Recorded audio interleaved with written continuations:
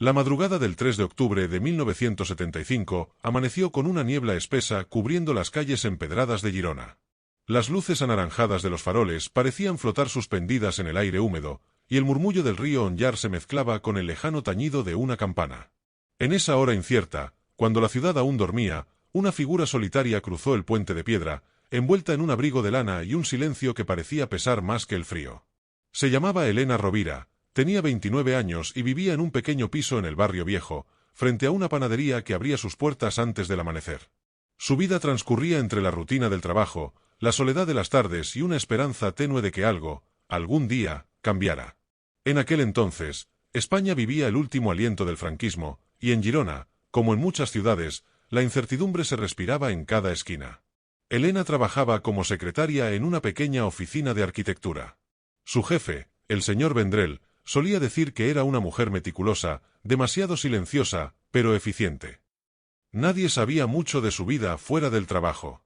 Algunos vecinos comentaban que había tenido un compromiso roto hacía 2 años, otros aseguraban que pasaba las noches escribiendo cartas que nunca enviaba. Aquella mañana, mientras la ciudad despertaba lentamente, Elena salió de su edificio con paso apurado. Llevaba una carpeta de cuero marrón, un paraguas plegado y un gesto que nadie supo leer. Caminó hasta la estación de tren, como hacía cada viernes, pero ese día no llegaría nunca. A las 8:15, la panadera del local de enfrente notó que las persianas del piso de Elena seguían abiertas, algo poco común. Siempre cerraba todo antes de salir, recordaría años después. Nadie lo tomó como algo importante al principio. En una ciudad donde el tiempo parecía avanzar despacio, las ausencias pasajeras no despertaban alarmas. Pero con el paso de las horas, el teléfono del trabajo de Elena comenzó a sonar sin respuesta. Vendrell pensó que habría enfermado. A mediodía, su compañera de escritorio, Marta, decidió pasar por su casa.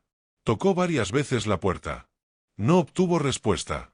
Dentro, el silencio era absoluto, salvo por el tic-tac del reloj de pared que marcaba las 12:47. Desde ese momento, algo cambió. Girona, una ciudad tranquila y acostumbrada a los secretos pequeños, pronto se vería envuelta en un misterio que dejaría cicatrices profundas. Las primeras versiones fueron confusas. Algunos aseguraban haberla visto en la estación, otros juraban que la vieron caminar hacia el bosque de Les Gavarres. Pero ninguna pista condujo a nada. Los investigadores tardaron 3 días en abrir oficialmente el caso. Desaparición voluntaria, dijo al principio la policía. Pero quienes conocían a Elena sabían que no era el tipo de mujer que desaparecía sin dejar rastro. Tenía planes, compromisos, sueños. Y sobre todo, una historia que pocos conocían. Las grabaciones que sobrevivieron de aquel año, junto con los testimonios recogidos décadas después, reconstruyen los últimos días de Elena Rovira. Su voz, captada en una cinta encontrada años más tarde, sería la clave que transformaría una simple desaparición en uno de los misterios más inquietantes de la provincia. Y antes de continuar, si te apasionan las historias reales llenas de sombras, desapariciones y secretos nunca resueltos, suscríbete al canal para no perderte los próximos casos. Lo que ocurrió en Girona aquella semana sigue sin explicación, hasta hoy. Elena despertaba cada día al sonido de su reloj de alarma, un aparato antiguo que chirriaba de manera insistente, recordándole que debía enfrentar la monotonía de su trabajo. Su apartamento olía a café recién hecho y a libros viejos. En el pequeño estante de la sala descansaban novelas de misterio y poesía, sus compañeras silenciosas de las noches solitarias. Cada objeto parecía elegido con cuidado, cada rincón reflejaba un orden casi obsesivo.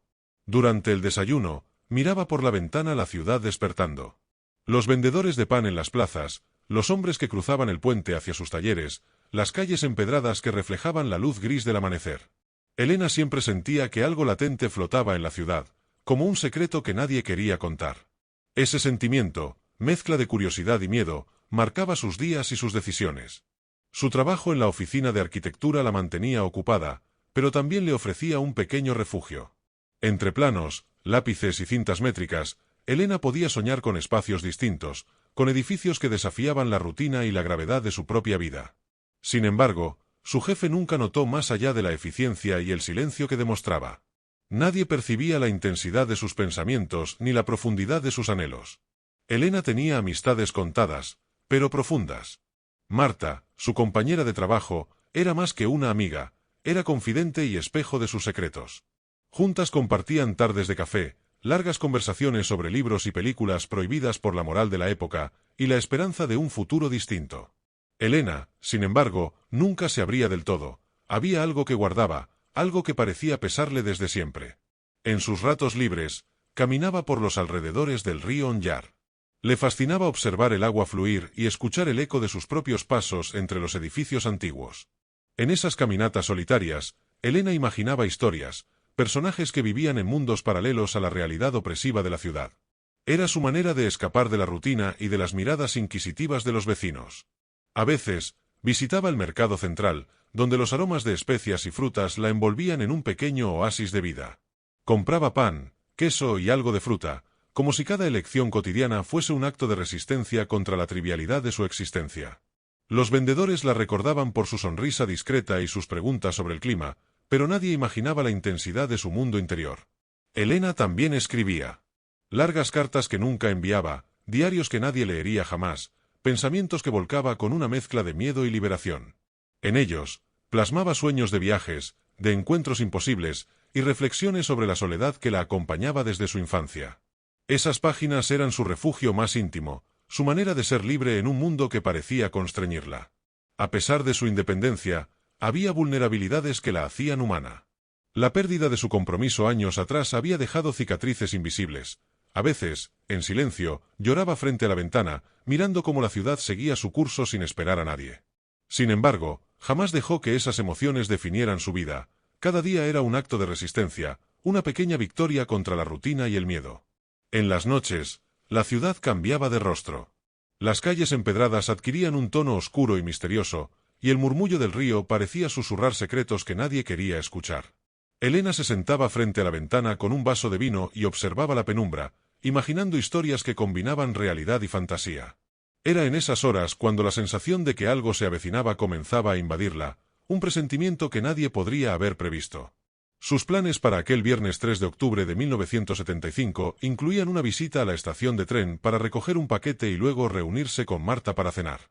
Todo parecía ordinario, rutinario, pero incluso en lo cotidiano, la vida de Elena estaba llena de matices y secretos que la harían inolvidable. Si te gustan estas historias misteriosas, llenas de vida y desapariciones que desafían la lógica, suscríbete al canal y acompáñanos en la reconstrucción de cada detalle de este caso inquietante. Esa mañana del 3 de octubre, el aire en Girona parecía más denso que de costumbre. Los faroles del casco antiguo emitían un resplandor difuso entre la niebla, y los ecos de pasos en los callejones parecían prolongarse indefinidamente. Elena salió de su apartamento con la carpeta marrón bajo el brazo y un abrigo que apenas la protegía del frío húmedo, sin saber que aquel día cambiaría su vida para siempre. Al llegar a la estación de tren, notó un paquete dejado a su nombre en el mostrador. Era inusualmente pesado, envuelto con papel marrón y con cintas negras cruzadas. Nadie más parecía interesado en él, y el empleado de turno le dedicó una mirada fugaz, distraído por sus propios asuntos. Elena lo tomó con cautela, como si sintiera que algo en ese objeto contenía más de lo que parecía a simple vista. Mientras caminaba hacia la salida de la estación, un hombre la siguió a cierta distancia, mezclándose entre los pasajeros. Nadie más pareció notarlo. Elena, ajena al peligro, ajustaba su bolso y murmuraba para sí misma sobre la reunión con Marta esa noche. La confusión se apoderó de ella un instante, al escuchar el sonido de un silbido lejano que parecía emanar del túnel del tren, pero decidió ignorarlo, pensando que era su imaginación. Un testigo más tarde recordaría que vio a Elena cruzar la plaza de la estación hacia el barrio viejo, con el paquete en la mano.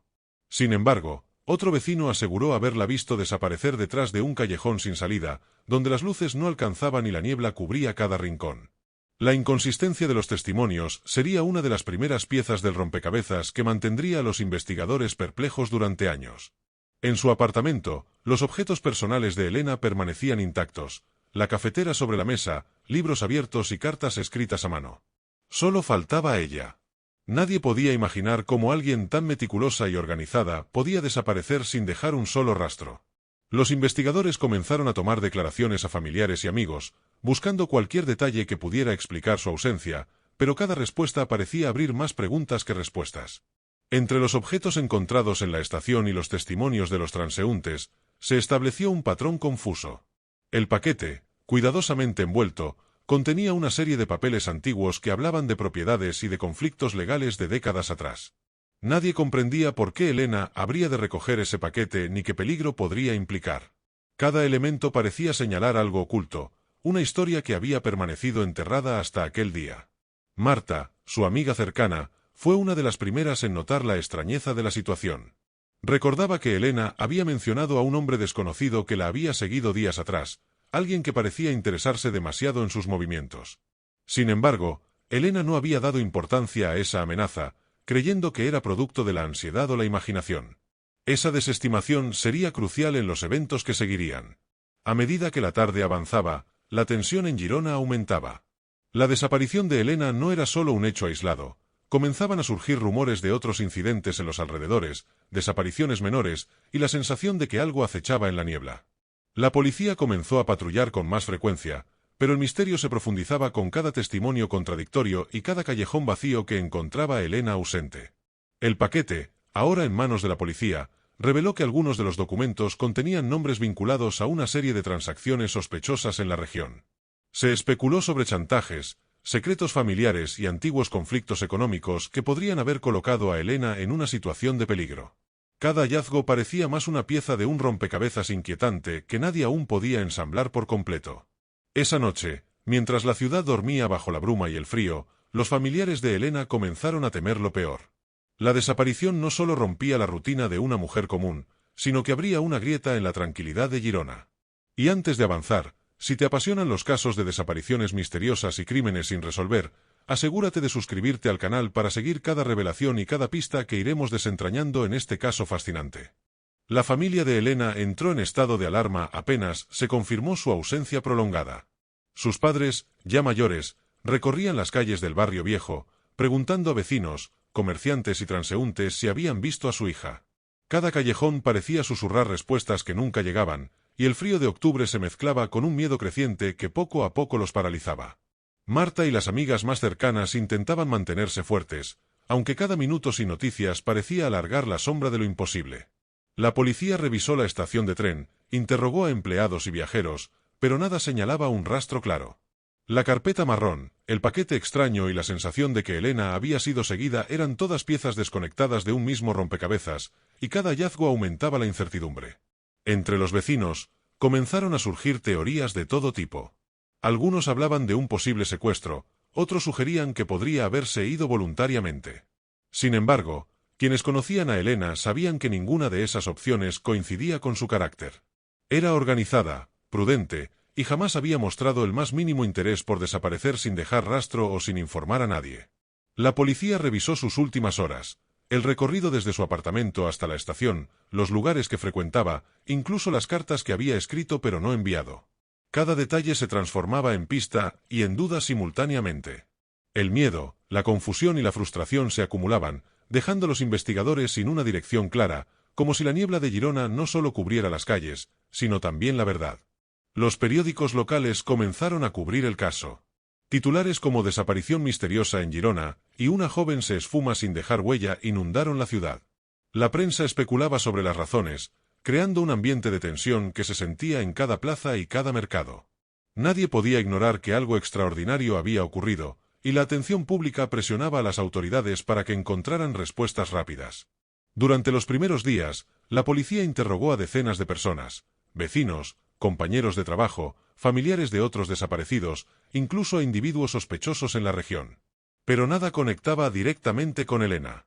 Cada testimonio parecía abrir nuevas preguntas, desde sombras que se movían en callejones hasta silbidos que algunos aseguraban haber escuchado cerca de su apartamento. La carpeta marrón y el paquete se convirtieron en objetos de obsesión para la investigación. Los papeles antiguos revelaban nombres y direcciones vinculadas a conflictos legales no resueltos y transacciones sospechosas de hace años.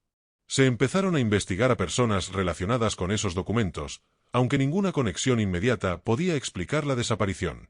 Cada hallazgo parecía aumentar el misterio, como si Elena hubiera sido arrastrada hacia algo mucho más profundo de lo que nadie podía imaginar. La familia comenzó a organizar búsquedas por su cuenta, recorriendo los alrededores del Esgabarres, el bosque cercano que siempre había sido un lugar tranquilo pero que ahora se transformaba en escenario de miedo. Las linternas iluminaban sombras que se movían entre los árboles, y cada crujido de ramas despertaba la sospecha de que alguien, o algo, observaba cada paso. La desesperación empezaba a dar forma a la angustia colectiva. Marta, angustiada, revisaba una y otra vez los diarios y cartas de Elena, buscando señales que pudieran explicar su desaparición. Fue entonces cuando notó un patrón. Algunas frases, aparentemente triviales, hablaban de secretos de la ciudad y de personas poderosas que podrían haber tenido motivos para silenciarla. El detalle, sutil pero inquietante, abrió un camino que más tarde sería crucial para la investigación. Aquella semana, Girona dejó de ser la misma ciudad tranquila. Las calles parecían más oscuras, los faroles más apagados, y la sensación de vigilancia se extendía por cada rincón. Las autoridades prometieron resultados, la prensa presionaba, y la familia esperaba una señal que no llegaba. Y si quieres seguir descubriendo cómo los misterios de Girona se entrelazan con secretos ocultos y crímenes sin resolver, suscríbete al canal y acompáñanos mientras seguimos la pista de Elena Rovira. Los días siguientes al 3 de octubre de 1975 trajeron más confusión que respuestas. Varios testigos afirmaron haber visto a Elena cerca del río Onyar, caminando sola entre la niebla, mientras otros aseguraban que la habían visto en dirección a Les Gavarres, un bosque oscuro y silencioso donde los sonidos se perdían entre los árboles. Cada relato parecía contradictorio, pero todos coincidían en un detalle: ella parecía vigilada, como si alguien la siguiera a distancia. Un vendedor ambulante recordó haberla visto hablar con un hombre de mediana edad, con gabardina gris y un sombrero que ocultaba parcialmente su rostro. No se sabe con certeza qué dijeron, pero el testigo aseguró que Elena parecía nerviosa, como si algo la presionara a mantener la calma. Esa breve interacción se convirtió en uno de los primeros indicios de que su desaparición podría estar vinculada a alguien cercano o con un interés particular en ella. Otro vecino aportó un dato inquietante. Escuchó un silbido prolongado durante la mañana del viernes, que parecía emanar de un callejón adyacente a la estación. Nadie le prestó atención en su momento, pero al revisarlo, los investigadores lo consideraron un patrón sospechoso. Era como si un lenguaje secreto se escondiera en los sonidos cotidianos de Girona, un aviso que solo Elena había entendido. La policía también encontró huellas borrosas cerca de un muelle del río. Parecían recientes, como si alguien hubiera estado arrastrando un paquete o cargando algo pesado. La carpeta marrón estaba ahora en el laboratorio de evidencias, y los peritos confirmaron que había restos de tierra y hojas que no coincidían con ningún área de la ciudad urbana. Todo apuntaba a que Elena había sido conducida fuera de las rutas habituales, hacia un terreno desconocido y aislado. Marta, siguiendo su instinto, comenzó a investigar a personas vinculadas a los papeles encontrados en el paquete.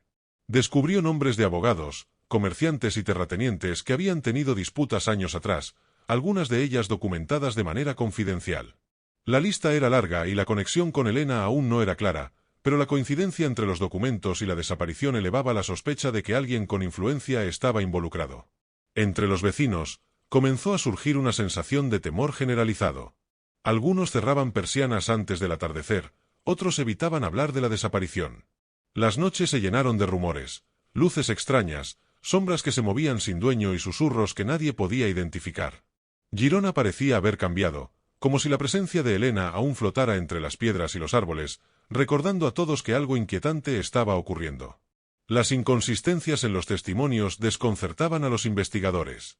Una mujer mayor aseguró haber visto a Elena abordar un coche con lunas tintadas, mientras que un hombre joven dijo que la vio cruzar sola un puente, con la carpeta bajo el brazo. Los policías empezaron a sospechar que alguien intentaba desviar la atención, creando pistas falsas y manipulando la percepción de los vecinos. Mientras tanto, los análisis de la carpeta revelaron anotaciones codificadas que parecían pertenecer a Elena. Frases cortas, símbolos y marcas que solo ella podía interpretar. Algunos expertos en grafología y criptografía comenzaron a colaborar, buscando un mensaje oculto que pudiera indicar un lugar o un nombre. Cada descubrimiento parecía abrir una puerta más al misterio que rodeaba a la joven, aumentando la tensión y la fascinación del caso.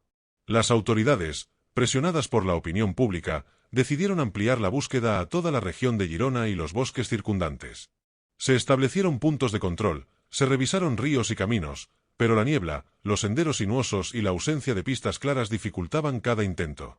La sensación de impotencia se volvió tangible, mientras cada día que pasaba sin encontrar a Elena aumentaba la desesperación de su familia y amigos. La noche del quinto día desde su desaparición, Marta encontró en el escritorio de Elena una carta que nunca había sido enviada. En ella, Elena hablaba de un presentimiento, de la sensación de que alguien la estaba observando y que su vida estaba a punto de cambiar. El hallazgo estremeció a todos. No solo era un indicio de miedo, sino también un eco de la vida de una mujer atrapada entre lo cotidiano y lo desconocido, un misterio que invitaba a seguir investigando sin descanso. La policía intensificó la investigación con la creación de un equipo especial dedicado exclusivamente al caso de Elena Rovira. Oficiales con experiencia en desapariciones forzadas comenzaron a revisar antecedentes, familiares, amigos y vecinos. Cada entrevista se convertía en un interrogatorio minucioso, buscando cualquier incongruencia que pudiera señalar al responsable. Girona entera parecía contener la respiración, mientras las sombras de la ciudad parecían observar cada movimiento de los investigadores. Entre los primeros sospechosos surgió un hombre que trabajaba en la estación de tren y que había sido visto cerca de Elena días antes. Era conocido por su carácter reservado y sus hábitos nocturnos extraños. Sin embargo, tras varios interrogatorios y análisis de coartadas, los investigadores descartaron su participación directa. Aún así, su presencia contribuyó a crear un clima de desconfianza generalizada entre los habitantes del barrio viejo. Otro sospechoso fue un terrateniente local, cuyo nombre aparecía en los documentos contenidos en el paquete que Elena había recogido. Los oficiales descubrieron que el hombre había tenido conflictos legales con varias familias de la región y que su actitud hacia jóvenes mujeres era observada con recelo por vecinos. Sin pruebas concluyentes, fue citado en varias ocasiones, generando tensión entre los investigadores y la comunidad, pero nunca fue detenido en aquel momento. Mientras la investigación avanzaba, se realizaron búsquedas sistemáticas en los alrededores de Girona. Equipos especializados recorrieron Les Gavarres, los márgenes del río Onllar y otros parajes aislados, utilizando perros rastreadores y linternas. Cada hallazgo, una huella, un objeto olvidado, un papel arrugado, parecía prometedor, pero a menudo terminaba siendo un callejón sin salida, aumentando la frustración de la policía y el misterio que rodeaba a Elena. Marta y los familiares de Elena no descansaban. Cada noche revisaban cartas, diarios y pertenencias, buscando cualquier detalle que pudiera pasar desapercibido para los investigadores. Fue así como notaron que algunas páginas contenían referencias crípticas a direcciones antiguas y nombres que nunca habían sido mencionados en las entrevistas. Esa información resultó ser clave para abrir nuevas líneas de investigación, que poco a poco señalarían hacia un círculo de personas con motivos ocultos. Entre los documentos hallados en el paquete, se descubrieron referencias a propiedades rurales y negocios inmobiliarios que habían sido objeto de disputas años atrás. Algunos nombres coincidían con personas de influencia en la región, conocidos por manipular legal y socialmente a quienes se interponían en sus planes.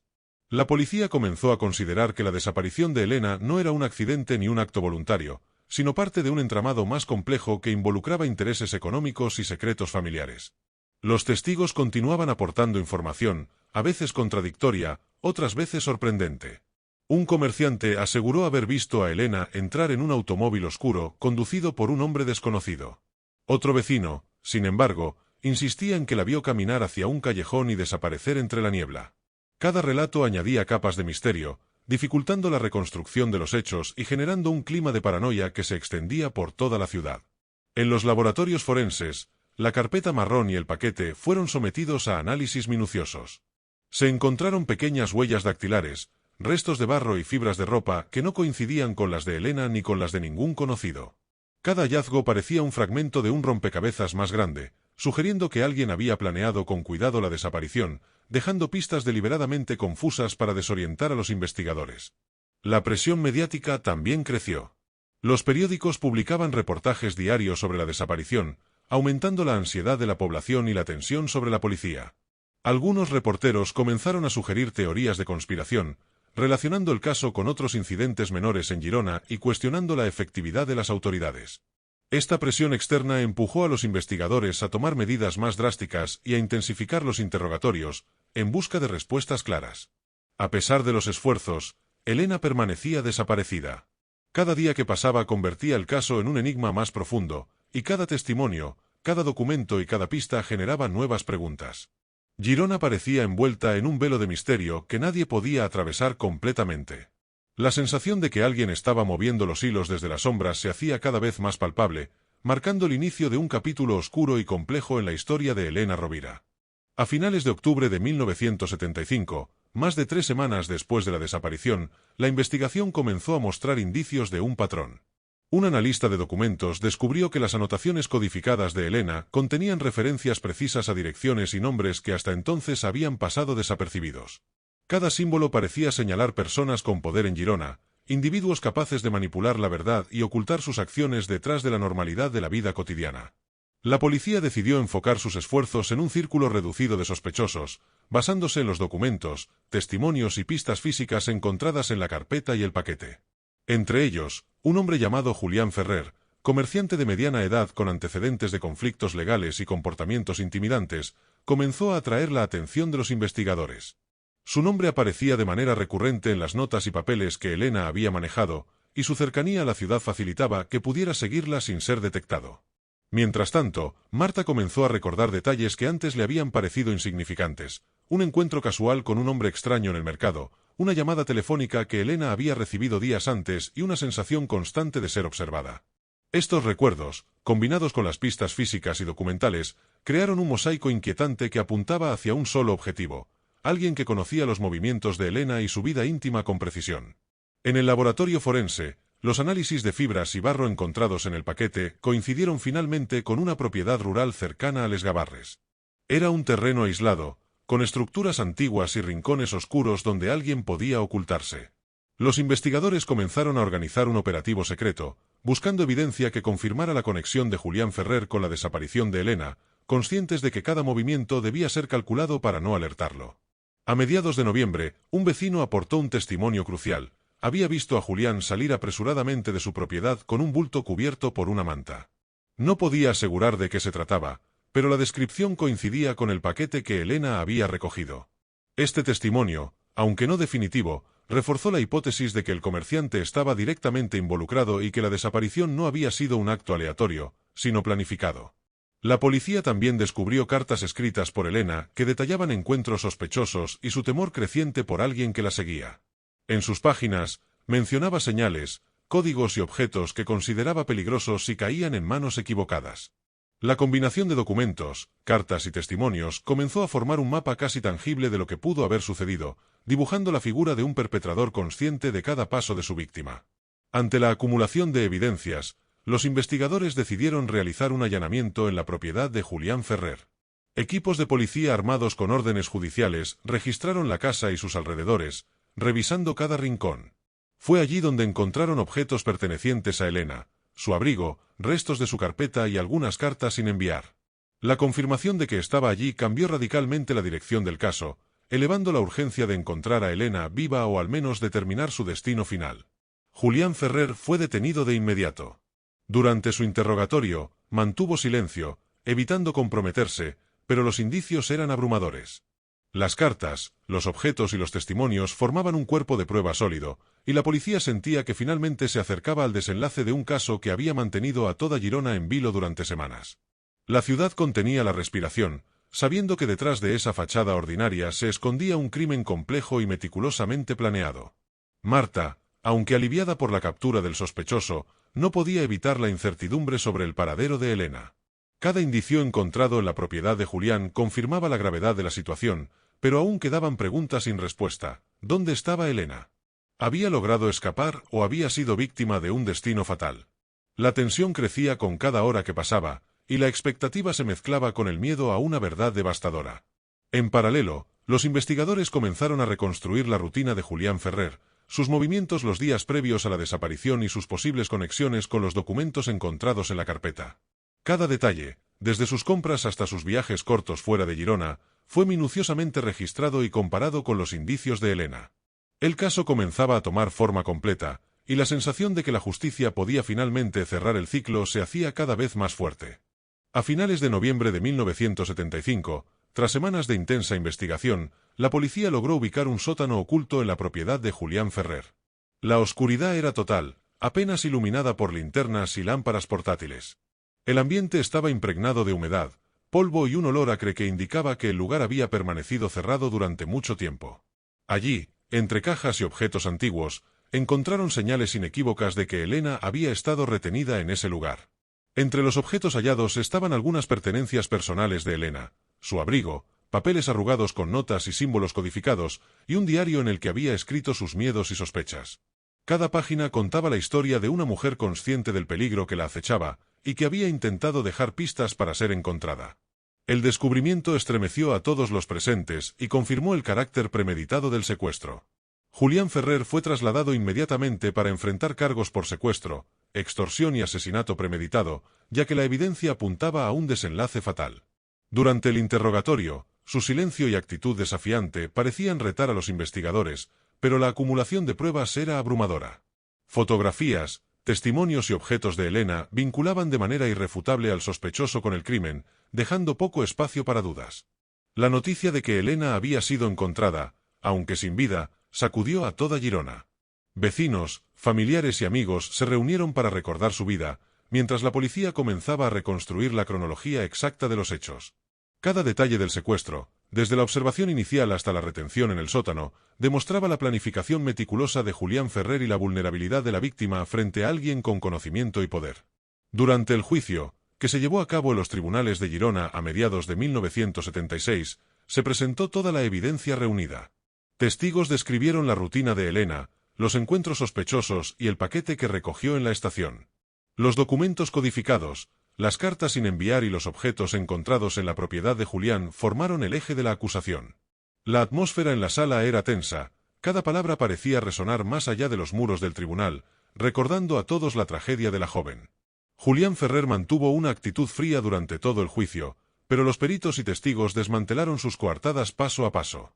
Las inconsistencias en sus declaraciones, la evidencia forense y la coincidencia de sus movimientos con los eventos de la desaparición dejaron en claro su culpabilidad. El tribunal no tuvo dudas. Se trataba de un crimen planeado y ejecutado con intención, que terminó con la vida de Elena Rovira de manera trágica y violenta. La familia de Elena asistió al juicio con el corazón roto, pero con la esperanza de que la justicia restaurara, al menos en parte, el orden perdido. Cada testimonio era un recordatorio de la vida que Elena había llevado, de su carácter, su inteligencia y sus sueños truncados.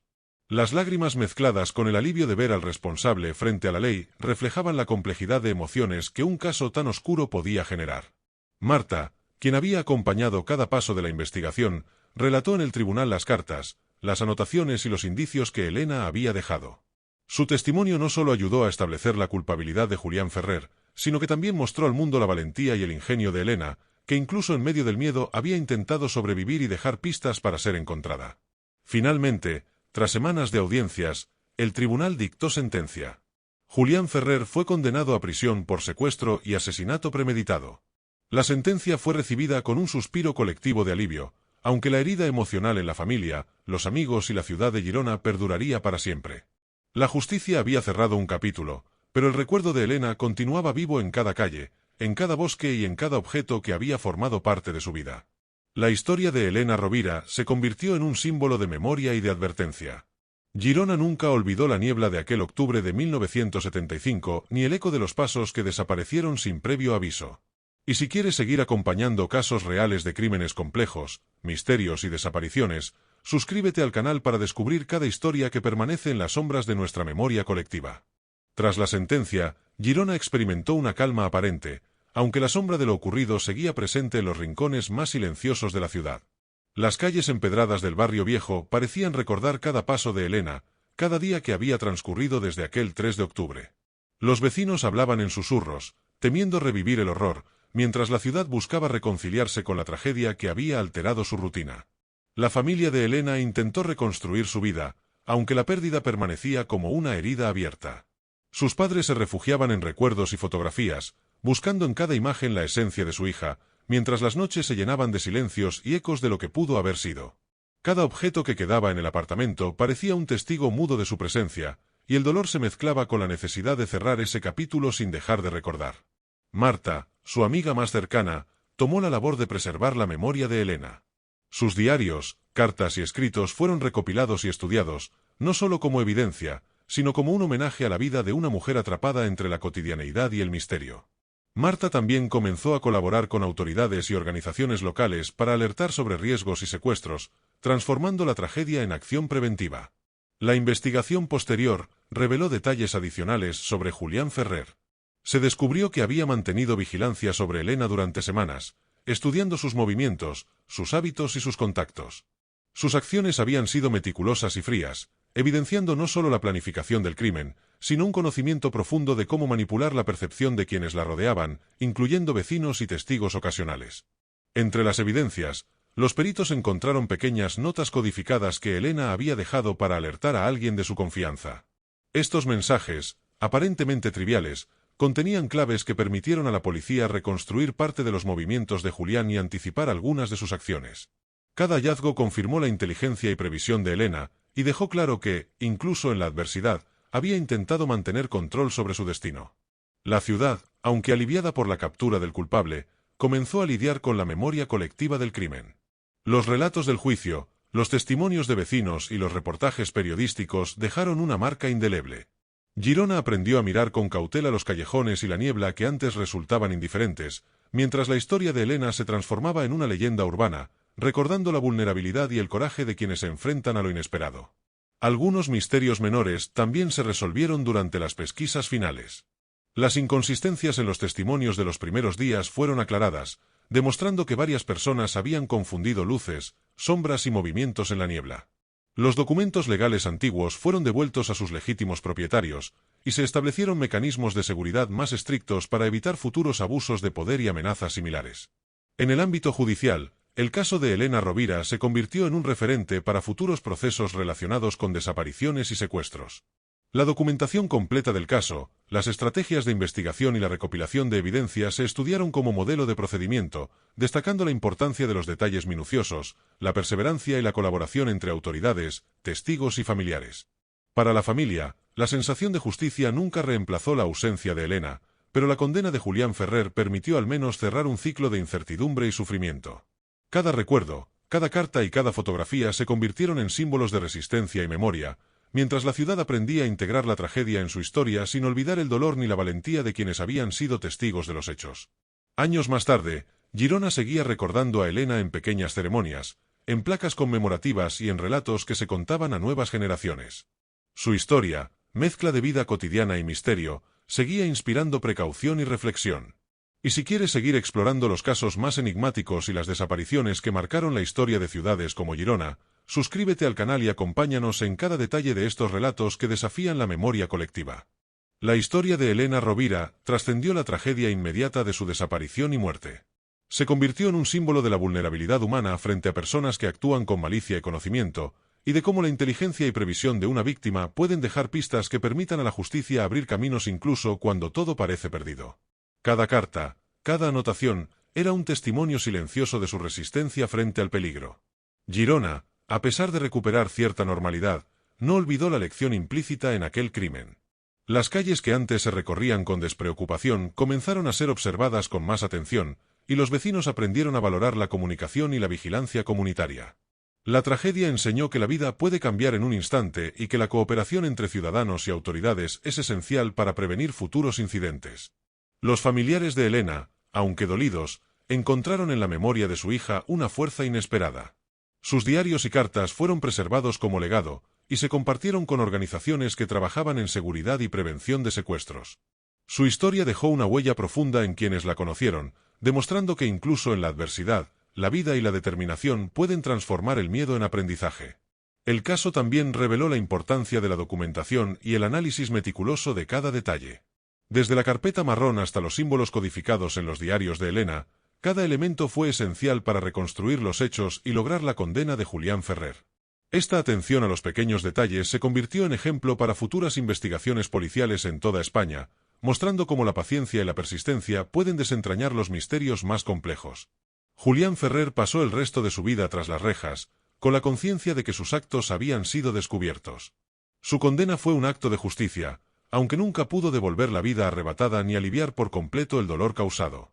La sentencia, sin embargo, cerró oficialmente un capítulo oscuro en la historia de Girona y sirvió como advertencia a quienes creían poder manipular la vida de otros con impunidad. Marta y otros amigos de Elena continuaron difundiendo su historia, buscando crear conciencia sobre la prevención de crímenes y la importancia de la colaboración comunitaria. Cada carta compartida, cada relato publicado, mantenía viva la memoria de Elena y recordaba que detrás de cada desaparición hay un ser humano con sueños, emociones y vínculos que no pueden ser ignorados. Las calles de Girona recuperaron lentamente su apariencia habitual, pero los ecos de aquel octubre de 1975 persistieron. El recuerdo de la niebla, de los pasos que desaparecieron y de la valentía de Elena Rovira se convirtió en parte del imaginario colectivo de la ciudad. La historia enseñó que la memoria de una víctima puede transformar la percepción de una comunidad, y que el respeto y la justicia son pilares para reconstruir lo perdido. A través de los años, historiadores, periodistas y ciudadanos continuaron estudiando el caso, buscando comprender cómo una vida tan aparentemente común pudo verse atrapada en una red de secretos, miedo y violencia. Cada análisis revelaba nuevas capas, demostrando que incluso los crímenes resueltos conservan lecciones valiosas sobre la vulnerabilidad, la resiliencia y la capacidad humana de superar la adversidad. La historia de Elena Rovira también inspiró la creación de protocolos más estrictos para la protección de personas en situaciones de riesgo y para la investigación de desapariciones.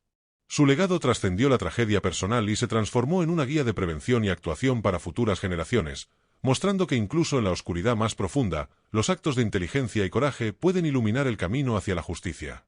Finalmente, Girona recuerda a Elena no solo como víctima, sino como mujer valiente que dejó señales, pistas y enseñanzas.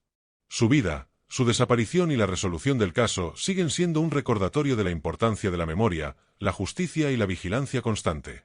Cada historia como la de Elena merece ser contada y recordada, y si quieres seguir descubriendo casos reales llenos de misterio y lecciones profundas, suscríbete al canal y acompáñanos en la próxima investigación. Incluso antes de su desaparición, la vida de Elena Rovira parecía rodeada de un halo de misterio que solo algunos cercanos podían percibir. Sus paseos solitarios por Les Gavarres, las cartas no enviadas y los códigos que dibujaba en sus diarios creaban un ambiente casi onírico en torno a su rutina. Cada gesto cotidiano estaba impregnado de una alerta silenciosa, como si ella presintiera la sombra que se acercaba. Marta recordaba que Elena hablaba con frecuencia de sensaciones extrañas, ruidos en la calle que nadie más escuchaba, silbidos a lo lejos y figuras que parecían seguirla entre la niebla. Nadie le prestaba demasiada atención en su momento, pero esas percepciones, ahora, parecían indicar que Elena había estado consciente del peligro que Julián Ferrer representaba y que intentaba protegerse mediante pistas sutiles para quien supiera interpretarlas. El paquete recogido en la estación fue un punto de conexión entre la vida cotidiana de Elena y la presencia de Julián.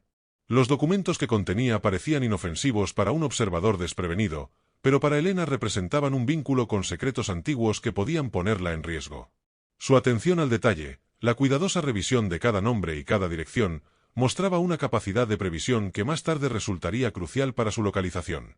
En sus cartas y diarios, Elena dejó indicios sobre cómo Julián la seguía. Detallaba movimientos sospechosos, encuentros fortuitos y observaciones discretas de su entorno. La combinación de estas notas y su sentido de la intuición creó un patrón que, aunque incomprensible para muchos, permitió a Marta y a la policía reconstruir, paso a paso, la red de vigilancia que Julián había establecido alrededor de su vida. La carpeta marrón, con sus páginas dobladas y símbolos crípticos, era una extensión de la mente estratégica de Elena. Cada símbolo y cada marca servía como una especie de mapa, guiando a quienes estaban atentos a la verdad. La conexión entre estos códigos y los movimientos de Julián se volvió evidente solo cuando los investigadores comenzaron a cruzar testimonios, objetos y ubicaciones, revelando que su captura no habría sido posible sin el ingenio de la víctima. El análisis de las cartas permitió descubrir detalles específicos sobre el comportamiento de Julián Ferrer.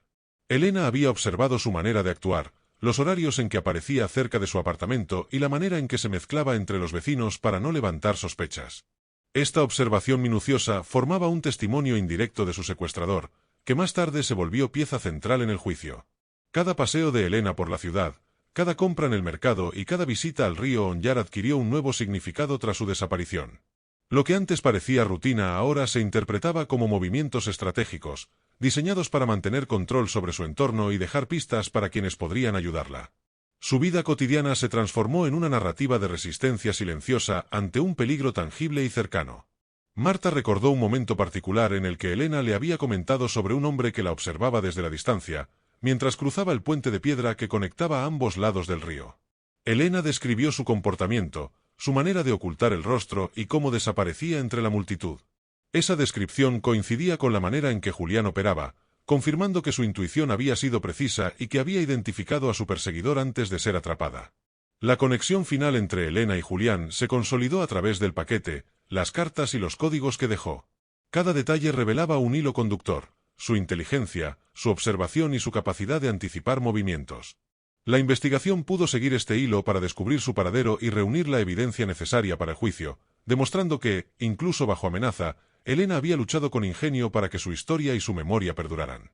La reconstrucción de su vida con un clima de misterio permitió a investigadores, familiares y amigos comprender la magnitud del peligro que enfrentó y la manera en que intentó enfrentarlo. Cada nota, cada paseo y cada señal era un reflejo de su determinación y de su inteligencia, elementos que hicieron posible que la justicia alcanzara finalmente a Julián Ferrer y cerrara, aunque dolorosamente, el capítulo de su desaparición. Tras la condena de Julián Ferrer, Girona se sumió en un periodo de introspección colectiva. Los ciudadanos comprendieron que la normalidad podía ser frágil y que la vigilancia comunitaria y la solidaridad eran esenciales para proteger a los más vulnerables. Las calles, antes llenas de indiferencia, comenzaron a ser recorridas con atención, mientras la memoria de Elena Rovira se convertía en un recordatorio constante de la importancia de la justicia y la prevención. La familia de Elena comenzó a organizar reuniones con vecinos y amigos, compartiendo relatos y recuerdos de la joven. Cada historia contaba no solo su vida cotidiana, sino también su fortaleza, su ingenio y su capacidad de anticipar el peligro. Estas reuniones se convirtieron en espacios de sanación, donde el dolor se transformaba en memoria activa y en enseñanzas para proteger a quienes podrían enfrentar situaciones similares en el futuro. Marta dedicó gran parte de su tiempo a preservar la historia de Elena, asegurándose de que cada diario, carta y símbolo codificado se conservara. Su objetivo no era solo recordar a la amiga que perdió, sino también ofrecer un ejemplo de cómo la inteligencia y la previsión de una víctima pueden ser fundamentales para resolver un crimen. Girona, gracias a estos testimonios, comenzó a valorar el poder de la memoria y de los detalles aparentemente insignificantes. En las escuelas y bibliotecas locales se organizaron charlas sobre seguridad, prevención y la importancia de la colaboración comunitaria. La historia de Elena Rovira se convirtió en un caso de estudio, mostrando cómo la observación, la documentación y la conciencia del entorno podían marcar la diferencia entre la vida y la muerte. Cada joven que escuchaba su relato aprendía la importancia de estar alerta y de confiar en sus instintos. Los medios de comunicación, años después, retomaron el caso de Elena como ejemplo de investigación meticulosa y perseverante. Reportajes documentales, artículos y programas educativos narraban no solo el crimen, sino también la manera en que su vida, sus cartas y sus observaciones permitieron identificar al culpable. La ciudad de Girona se convirtió en un escenario de memoria activa, donde la tragedia se transformó en enseñanza y conciencia social. Algunos vecinos todavía recordaban la niebla de aquel octubre de 1975, el silencio del barrio viejo y la sensación inquietante que envolvía cada paso de Elena. Cada vez que se relataba la historia, esas imágenes regresaban, mezclando la belleza de la ciudad con la sombra del crimen. Girona aprendió a mirar más allá de lo evidente, a escuchar los murmullos de la ciudad y a valorar la fuerza de quienes enfrentan lo inesperado con inteligencia y valentía. La sentencia de Julián Ferrer no cerró el recuerdo de Elena, sino que fortaleció su legado. Cada acto de justicia recordaba a la comunidad que la perseverancia y la investigación detallada pueden restaurar, aunque parcialmente, el equilibrio perdido. Las cartas, los diarios y las anotaciones de Elena se preservaron como prueba tangible de su vida y de la manera en que enfrentó el peligro, convirtiéndose en símbolo de resistencia y memoria. Los historiadores locales comenzaron a incluir el caso en estudios sobre crímenes y desapariciones en la región, analizando no solo el acto delictivo, sino la interacción entre víctima, perpetrador y comunidad. Cada detalle, desde los códigos en los diarios hasta los movimientos de Julián Ferrer, fue examinado para entender cómo la combinación de inteligencia, observación y colaboración permitió resolver un caso que, de otro modo, habría quedado en la oscuridad. Para la familia, la justicia sirvió como un cierre necesario, pero la memoria de Elena seguía viva en cada objeto, en cada calle y en cada historia compartida. Girona, como ciudad, aprendió que la tragedia no solo deja dolor, sino también lecciones de prevención, resiliencia y solidaridad. Cada paso que daba un vecino en el barrio viejo recordaba, de manera silenciosa, la presencia de Elena y la importancia de cuidar los detalles que podrían salvar vidas. Finalmente, el caso de Elena Rovira se transformó en un referente histórico y emocional. Su vida, marcada por la rutina, el misterio y la inteligencia, su desaparición y la resolución del crimen enseñaron a la ciudad y al mundo que la observación, la memoria y la justicia pueden cambiar el destino de los hechos. Cada vez que alguien narra su historia, revive la niebla de octubre, los pasos perdidos y la valentía de una mujer que dejó una huella imborrable. Con el tiempo, la ciudad de Girona comenzó a integrar la historia de Elena Rovira en su memoria colectiva. Cada octubre, los vecinos recordaban la niebla de aquel 3 de octubre de 1975 y la intensidad de los días que siguieron a su desaparición. La historia se convirtió en un ejemplo de cómo la vida ordinaria puede transformarse en un escenario de misterio y peligro, y de cómo la inteligencia y la previsión de una víctima pueden guiar la justicia. La familia de Elena creó un pequeño archivo con cartas, diarios y fotos, no solo como homenaje, sino como herramienta educativa para quienes deseaban aprender sobre prevención y resiliencia. Cada objeto narraba un fragmento de su vida, cada palabra escrita por ella era un testimonio silencioso de su valentía y de su capacidad de anticipar el peligro que la acechaba. Marta continuó difundiendo la historia, enfatizando la importancia de observar, registrar y comunicar detalles que podrían parecer insignificantes. Gracias a sus esfuerzos, la vida y la lucha de Elena se transformaron en un legado que enseñaba a otras personas a protegerse y a colaborar con la justicia. La memoria de Elena se convirtió en un símbolo de resistencia ante lo inesperado. Girona nunca olvidó la figura de Julián Ferrer y la tragedia que causó. Su condena mostró que incluso la planificación más meticulosa no puede escapar de la justicia cuando la verdad se encuentra documentada y respaldada por la evidencia. La ciudad aprendió que la prevención, la observación y la colaboración comunitaria son esenciales para evitar que tragedias similares se repitan. La historia de Elena Rovira también se convirtió en un referente para investigaciones posteriores. Los códigos de sus diarios, la carpeta marrón y las cartas sin enviar demostraron la relevancia de la documentación meticulosa de la vida cotidiana, de cómo pequeñas observaciones pueden convertirse en herramientas decisivas para resolver crímenes complejos. Con el tiempo, los vecinos comenzaron a relatar la historia a nuevas generaciones, no solo como un relato de horror, sino como una lección sobre valentía, vigilancia y justicia. Cada rincón del barrio viejo de Girona parecía susurrar su nombre, recordando que la memoria de Elena era parte de la ciudad y que su legado permanecería vivo a pesar del dolor de su pérdida. Las calles empedradas, el río Onllar y Les Gavarres conservaron un aire de misterio, como si la ciudad misma guardara las huellas de Elena y los pasos de Julián Ferrer. Los lugares que fueron escenario de su rutina y de su secuestro se transformaron en símbolos de aprendizaje, un recordatorio de que incluso la vida más común puede estar marcada por hechos extraordinarios y peligrosos. Cada documento, cada carta y cada testimonio recopilado permitió reconstruir no solo la desaparición, sino la vida de Elena con todos sus matices. Su inteligencia, su observación y su previsión demostraron que incluso ante el miedo y la amenaza, una persona puede dejar un rastro de esperanza y guía para quienes buscan la verdad y la justicia. Hoy, la historia de Elena Rovira se recuerda con respeto y admiración. Girona mantiene viva su memoria a través de relatos, conmemoraciones y la enseñanza que su vida dejó, la importancia de documentar, observar y actuar frente a situaciones de peligro, y el poder de la justicia para cerrar ciclos, aunque el dolor persista. Así concluye la historia de Elena Rovira, una mujer cuya vida, su desaparición y el juicio de su asesino dejaron una marca imborrable en Girona. Una historia de misterio, valentía y justicia que continúa inspirando y enseñando. Cada palabra narrada aquí mantiene su memoria viva, y si quieres seguir explorando casos reales llenos de intriga y lecciones profundas, suscríbete al canal y acompáñanos en el descubrimiento de los misterios que aún esperan ser revelados.